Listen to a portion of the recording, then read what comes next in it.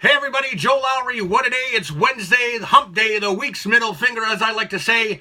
We are halfway through the week. Well, fall has certainly taken a back seat here in the Northeast, as summer-like temperatures have given way to freezing cold weather, some snow in the higher elevations. Again, nothing better than the New England weather, but where have the seasons gone to, everybody? As a kid, I remember Thanksgiving was the prelude to cold weather in Norman Rockwell-type scenery. But nowadays, November is more like September, and we do not see snow until late winter, early spring. I just don't get it. You call it global warming, but I mean, how much Aquanet did we use to have killed these beautiful seasons, huh? Where is it? I don't know. Both the Celtics Bruins are in action tonight. Celtics host the Lakers at the Garden, while the Bruins travel to New York to take on the Rangers.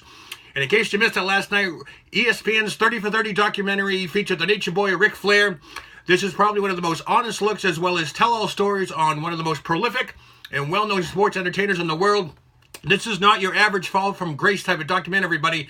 The Nature Boy goes into detail about his love of pro wrestling, actually to the point where it costs him everything from family, money, and especially fame. There are some key moments where he does shed some light on his 40 years of daily drinking and his well-known disdain of the institution of marriage.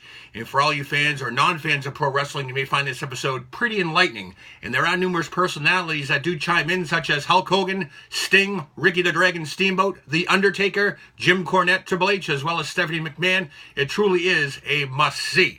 Well, yesterday, Twitter doubled its character limit, raising it up to 280. That's right, your tweets can now hold up to 280 letters, characters, emojis, etc., whatever you call it. Well, so does this mean the end of tweeting? I mean, some emails don't even have a 280 character limit. Twitter started testing these back in September, made it official yesterday. Some users are not happy with the decision to double the character limit. So do we still call them tweets now? I mean, do we call them tweets anymore? Maybe we can call them something else like twerps or tweemails or chirp alert or something like that. Whatever. Tweets are no longer tweets. That's way too many characters for me anyways.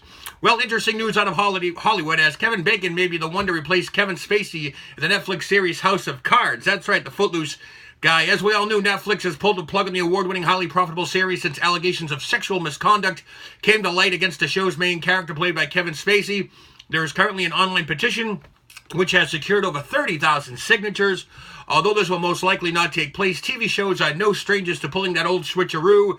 Most recently, The Tale of Two Morgan Matthews on Boy Meets World. If you want to go back a bit further, actually, remember the Tale of Two Beckys on Roseanne? That one I do remember. And if you want to go back a little bit further, too, how about Aunt Viv on The Fresh Prince of Bel-Air? Either way you slice it, it's an interesting idea for replacement, but that probably won't happen. And more disturbing news today on Kevin Spacey, in case you missed that one. Former WCVB Channel 5 news anchor Heather Unruh fought back tears today at a news conference revealing that her 18-year-old son was molested by the actor during the summer of 2016.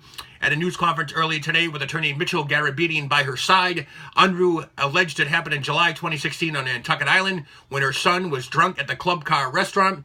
And when she was fighting back there, she said her son was starstruck straight, an 18-year-old man who had no idea that the famous actor he was meeting was an alleged sexual predator and that he was about to become his next victim.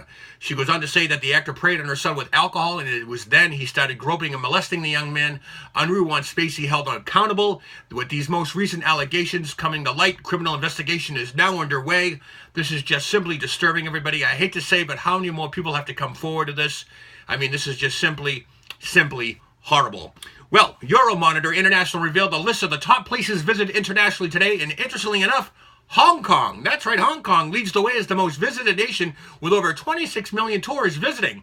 Bangkok, Thailand came in second with a staggering 21 million, and London came in third with a little over 19 million visitors last year. The first state to factor in was New York City as the most visited, which got 8th place, and they had 12.6 million visited. The only other state to round up the top 20 was Miami, Florida, which came in at 20th. They had over 7.8 million people. These numbers reflect visitors from all of last year and most of this year. And finally tonight, Jennifer Aniston is returning to primetime TV alongside Reese Witherspoon. Aniston, who has not been seen on primetime in over 14 years since the ending of her hit show, Friends, is working with Apple TV on a series about TV morning shows in the New York media. Apple has ordered 2 seasons worth of the shows, which totals to about 20 episodes. This will be the second venture with Apple, as they have already teamed up with Steven Spielberg for that successful Stranger Things series. Well, folks, that does it for me on this hump day. Everyone enjoy their wacky Wednesday, and please don't forget to visit my YouTube page, www.youtube.com/Joe Lowry. What a day. It's free, it's free, it's free. Everybody have a happy hump day. The week's middle finger. I'm Joe Lowry. What a day.